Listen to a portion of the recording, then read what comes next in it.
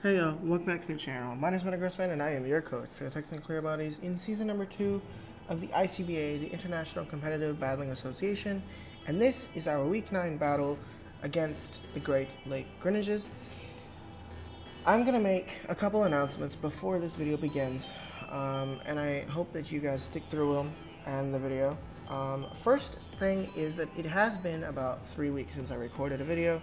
So if I sound at all fragmented, off, or like choppy or anything like that, I request that I have a little bit of patience given to me there because I am transitioning back into it. We were a little bit busy with school, but we are coming to the cusp of the end here, and it's starting to lighten up a little bit, especially with things like Thanksgiving break happening and things like that. So we're getting back into it, but it has been a little while, so I request that I have a little bit of patience that is there. The next thing to note is if by at all my capture card video recording lags, I apologize. I tried to fix it. I've been trying to fix it. I think I fixed it for now, and I hope I did. And if I didn't, please let me know so I can find a way to fix it. But I think I have fixed it somewhat because I did a couple test recordings before this one. So hopefully it works. If it doesn't, please be patient. I'm working on fixing it. It's been bugging me for months now. So I'm trying to fix it. So let's hope that I fixed it now. And yeah, the next thing is, of course, team builder for this video. Should be in the description, or if it's not, it's the most recent recording that was uploaded. So I encourage you to check out that team builder before the match, because the team builder will give you ideas as far as what I bought and why I bought it and things like that. But yeah, with all that being said, I think it's time that we go ahead and jump on into the team preview. Looking at team previews, on my side we have Focus Sash Lead Galvantula, Black Sludge Crobat, which has some HP EVs, most speed EVs, and then attack EVs. Mega Alakazam, Z Crystal Volcarona with no Z Crystal, and I'll explain that in a minute. And then I'll also explain if that makes any difference at all. The next thing we have is bulky, physically defensive. I believe this one is physically defensive Gastrodon, and then especially defensive, or mixed defensive. I can't remember which defensive Porygon it is. It's a defensive Porygon. But again, Team Builder will tell you more than I will. Next, let's look at my opponent's team. Yeah, so my opponent has his Pheromosa. His Pheromosa is probably going to be Life Orb. It's going to be offensive for sure. Probably a Life Orb attacker. He has his Talonflame, which is something I didn't necessarily expect, but I am ready for, in a sense. I don't know whether it's going to be bulky or not, considering the buff to, or the nerf to Gale Wings in this generation. I don't know for certain. He has his Tyranitar, which is probably going to be his Sand Setter. It's probably also going to be Smooth Rock. It's probably also going to be max HP, just to be able to take hits. He has Tentacruel, which is probably going to be physically defensive. His Stoutland, which is going to be Sand Rush, Life Orb potentially. He could also be Choice Banded. I don't know for certain. And then Goodra is probably going to be his specially defensive Assault Vest Wall going in.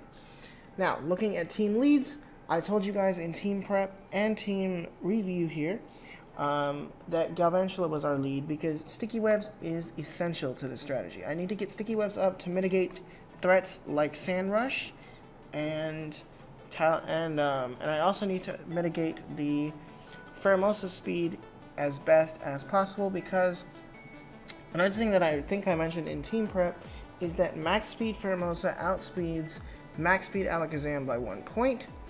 Naturally, just because Pheromosa's max speed is 151, I believe, or base speed is 151, and then I am base 150. So, yay! But with all that being said, my prediction for his lead was probably going to be Tyranitar, which works out for Galvantula because I have Bug Buzz on Galvantula, and I have Webs on Galvantula, and I have Focus Sash, so I can live regardless of what he leads off with.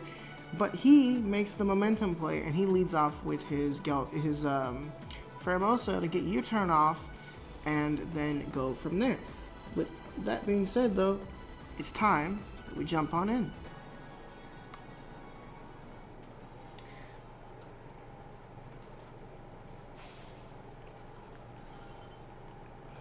So like I said, he leads with his Pheromosa.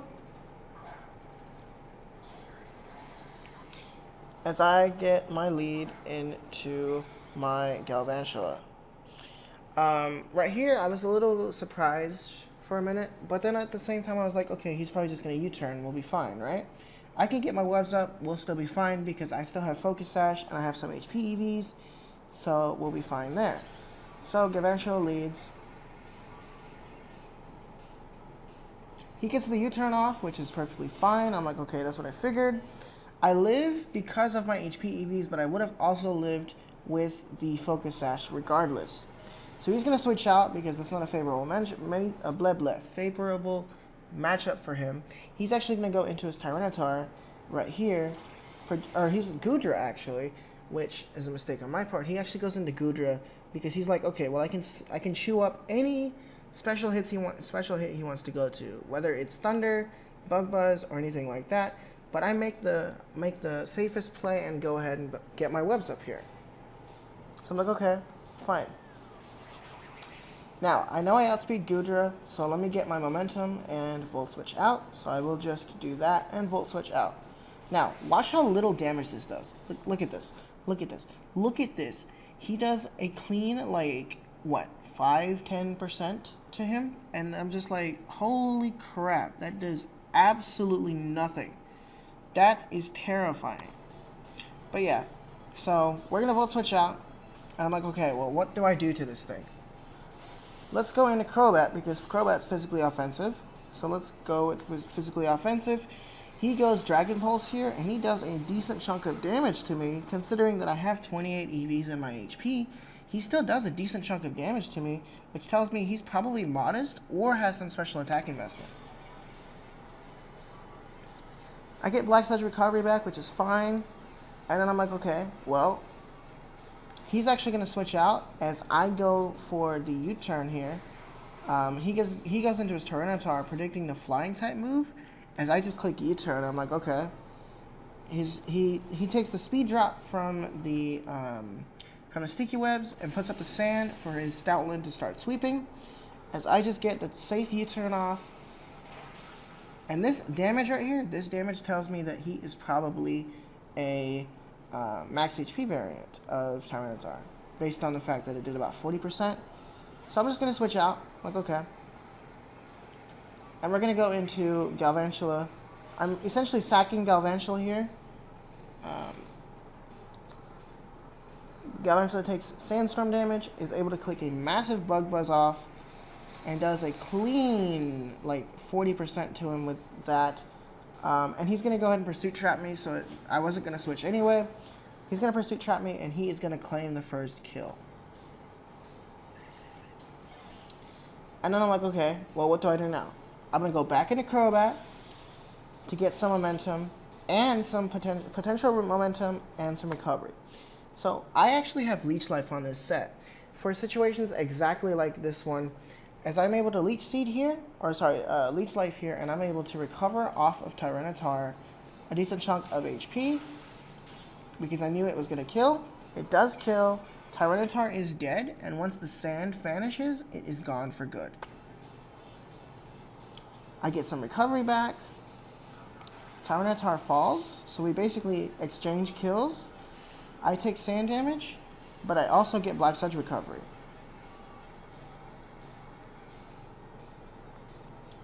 He goes into his Butter, which is his Stoutland, which is Sand Rush Stoutland.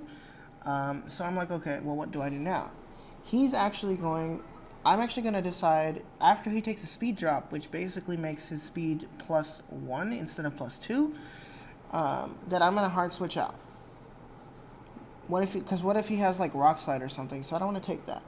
And I'm going to go into my Floppy Disk, which is my Porygon 2, because I'm like, okay, well, I can take this. I'm actually going to Trace the Sand Rush, which is fine, as he's going to click off Strength. And I'm like, alright. That's going to do about 30%, 40% because he is Life Orb. probably an adamant life orb attacker. I will tell you guys right now that I didn't realize how Sand Rush worked, but I'm actually faster than Stoutland in Sand Rush between us both having Sand Rush. I'm actually faster than Stoutland in the sand. I don't know why that is, but I don't know what Stoutland's base speed off the top of my head either, so that may just be it. But I'm going to click recover because I'm like, well, I move second, so I'm fine, right? Nope, I move first. So I get my recover off, which is still fine. I still get my recover off, which is still fine. So it's fine, you know?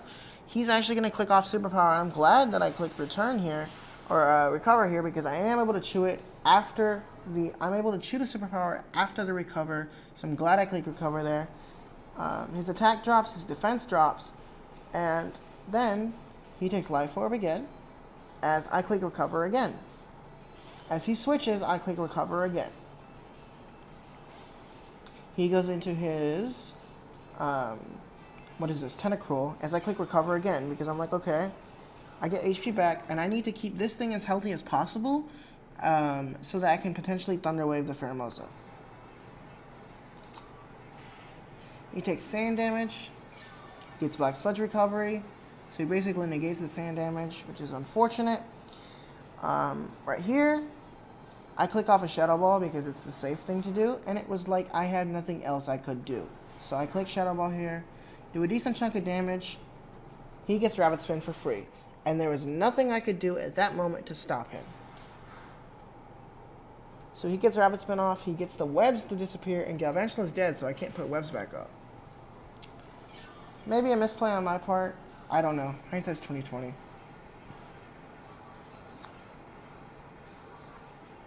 At this point, I'm like, well, I can't touch you, so I'm going to switch out. So I switch out into Gabby, my Gastrodon, and so I'm like, okay, you're probably going to fire a Water-type move at me? And no, he actually fires Acid Spray at me, and I'm like, what the hell is Acid Spray? What does Acid Spray do?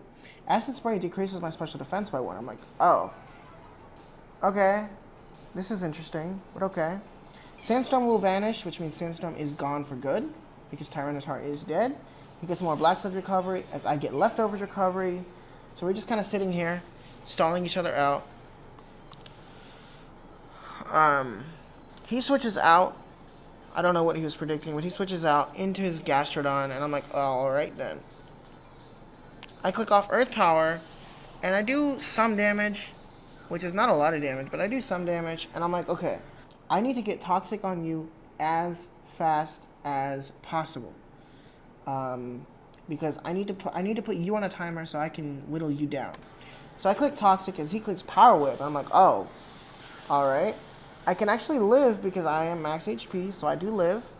And I'm able to get the Toxic off. I believe I was max HP, max defense. That's probably how I lived that. So I get the Toxic off. I'm like, okay, cool, this is fine. This is fine. Gastrodon is going to get Leftovers recovery. And he's going to start taking toxic damage, which is unfortunate for him. And I'm like, okay, now, what do I do? Now, I switch out.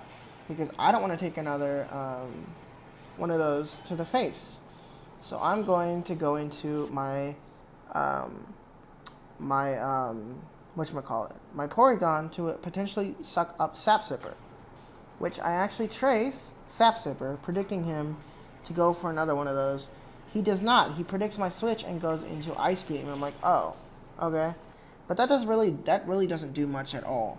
So he starts to take toxic damage. I'm like, okay. Well, you and I can kind of sit here and trade Ice Beams for days. So he switches out, predicting the Ice Beam, into his Abu Dhabi, which, by the way, Pheromosa is frail as all crap. And I didn't realize just how frail this is. This Porygon, for you guys who didn't watch the Team Builder, which again, I encourage you to check it out. This thing is max HP, 244 HP, 12 special attack, bold or calm nature. I can't remember which. It's not a plus special attack nature, and this Ice Beam that's neutral does so much damage. Holy mackerel. It does a clean like 55, 60%. And I'm like, holy crap, that does a lot of damage. So, yeah. In hindsight, I should have probably been like modest or something, but then I probably wouldn't have been able to live a hit that I would otherwise have been able to live. So hindsight's 2020. I probably would have been able to get more damage off if I was modest, which is unfortunate that I'm not. But anyway, so he's gonna go ahead and U-turn off and do some more chip damage. That hurts. It really, really does. I think I click recover here. I'm not for certain. I think I actually click thunder. Okay, no. Right here, I click Thunder Wave because I'm like, okay, you're going to stay and you're going to click High Jump Kick, right? Right? I can click Thunder Wave because I can live a High Jump Kick. I can live a single High Jump Kick from 50%, I think. So I can click Thunder Wave here and try to paralyze you. Nope.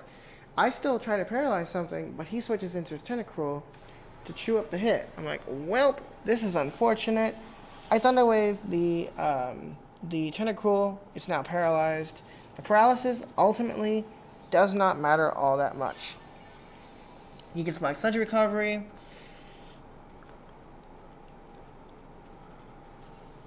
And then he switches out. Back into his Gaster, into his freaking, back into his Pheromosa. And I click recover. Because I was like, I need to be as healthy as possible against the Pheromosa going later.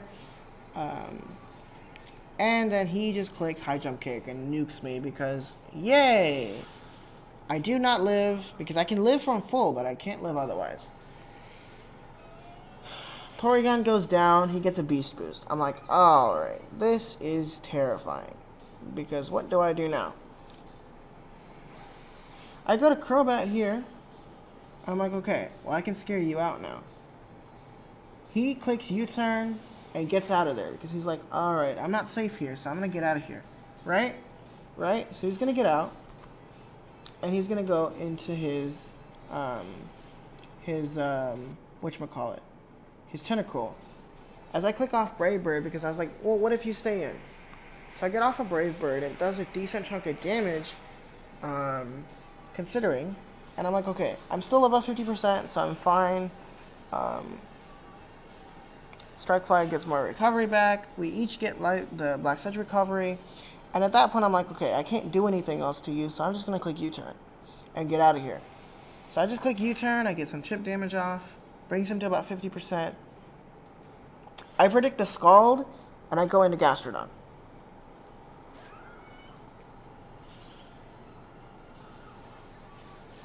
And I catch the Water Absorb because he does fire off the Scald to try to burn me.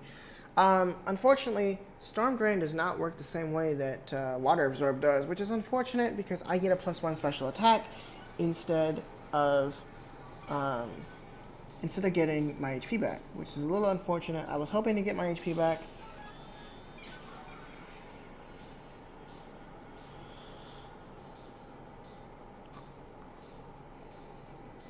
He gets paralyzed here, and yeah, that may have mattered in the long run. If he had Giga Drain, that would have mattered. If not, then it wouldn't have mattered.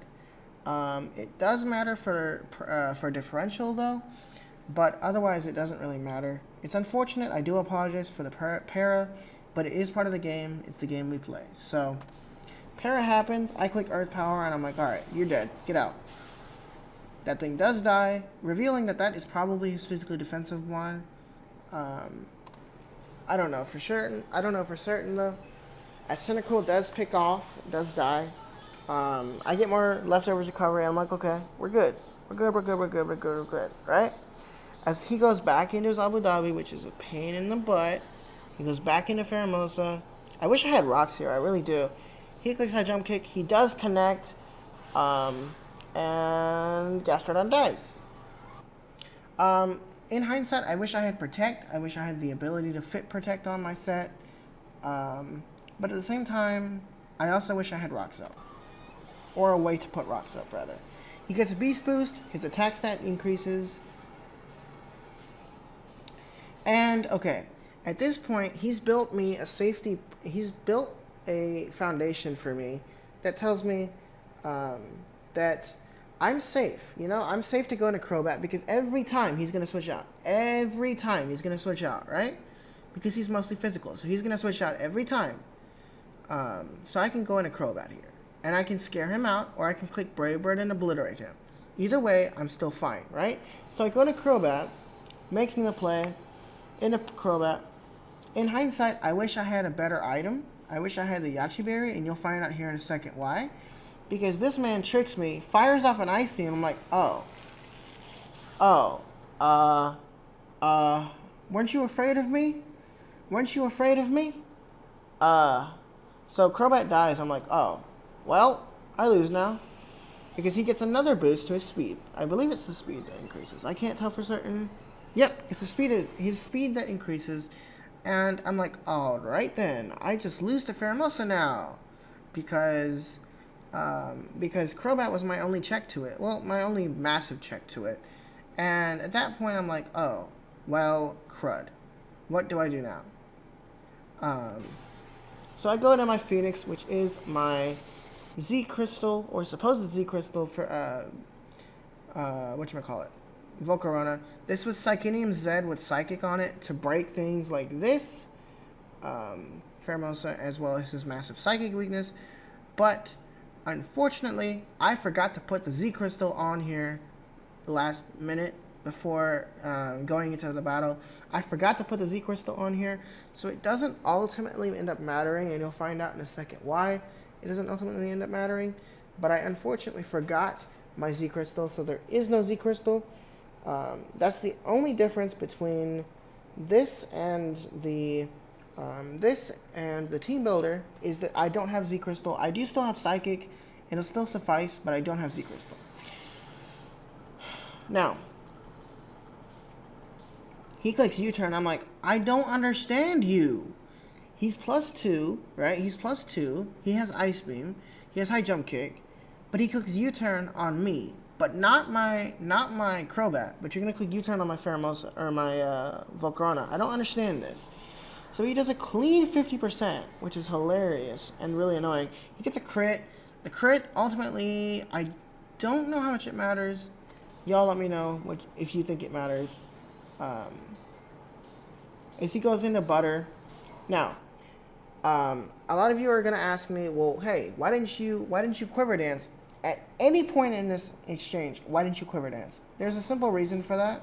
As I'm gonna go here for a Fiery Dance, and I realize at the end turn here that I can probably Quiver Dance, right? I can probably Quiver Dance here, but my reasoning for not Quiver Dancing is this. My reasoning for not Quiver Dancing is, what if he had like Rock Slide or something? Or what if Strength did kill me off? I can't risk Quiver Dancing only to miss out on a kill, and Fiery Dance has a chance to increase special attack stat. So let's Fiery Dance next turn as well, as I am able to Fiery Dance again. No boost last time, Fiery Dance again, kills the Butter, which is lovely. No boost again.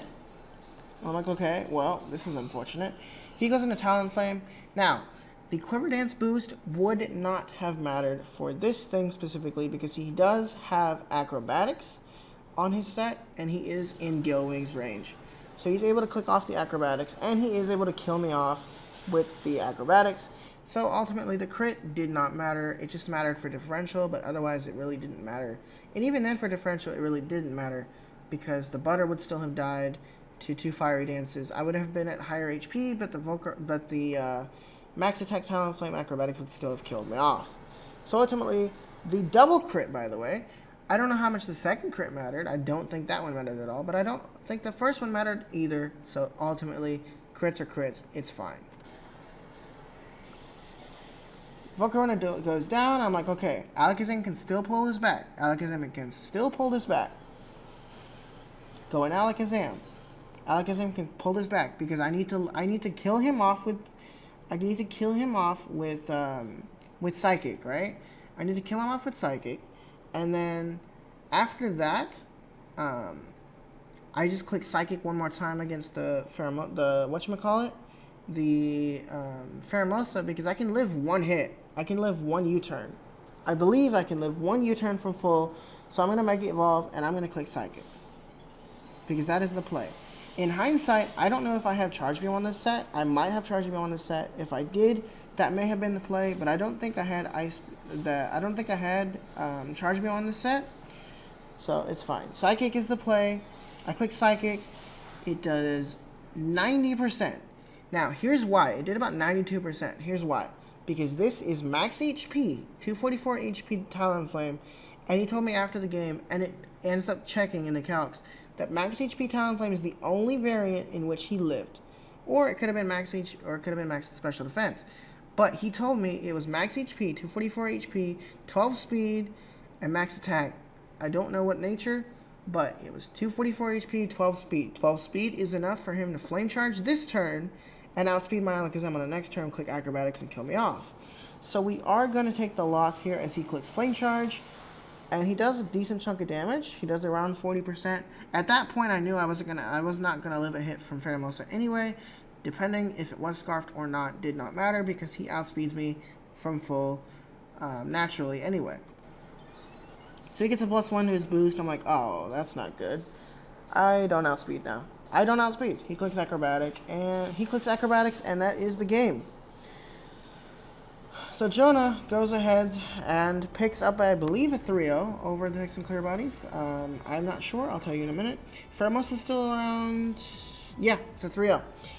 And looking at it also, I wasn't gonna be able to kill Goodra, even with HP Ice. It does like 3-hit KO. And depending on where Pheromosa left me, the best thing I would have been able to do is decrease differential, because after Talonflame, if he goes into Pheromosa to click U-turn, I kill that thing after living a U-turn, potentially, probably not though. If I live the U-turn, which I probably don't, then he goes into Goodra and I lose 1-0 regardless, because Goodra only gets 3 KO'd by max HP, max special defense, Assault Vest. If he's that variant, he gets 3 KO'd. So regardless, I don't win the game. It would have been differential at that point, but ultimately the differential didn't really matter for us anyway, because we weren't going to top cut anyway. But yeah, so that happens. And that is the game. Unfortunately, the Great Lake Greninjas pick up a 3-0 over the Texan Clearbodies with Pheromosa, the Goodra, and his Talonflame in the back. But yeah, I hope you guys enjoyed the match regardless. The question of the day is on the layout up above you. And the question of the day, I encourage you to please let me know, was the quality of the video sufficient, or should I go to improve at all from this point? Please let me know down below, because that will help me significantly, because I've been struggling with the quality of the capture card video a lot lately, and any advice, any insight at all is appreciated. Please let me know down below in the comment section below. But with all that being said, I will appreciate you. If you enjoyed the video, please leave a like, and if you're interested to see more League content to come in the future, then I also encourage you to subscribe down below. Also follow me on Twitter, because Twitter is where I give updates on things like life and technical issues and video schedules and video updates and things of that nature. But with all that being said, I'm going to go ahead and get out of here. But yeah, my name is Man, and I am your coach for Texan Clearbodies. Until the next video, I'm out of here, y'all. Bye.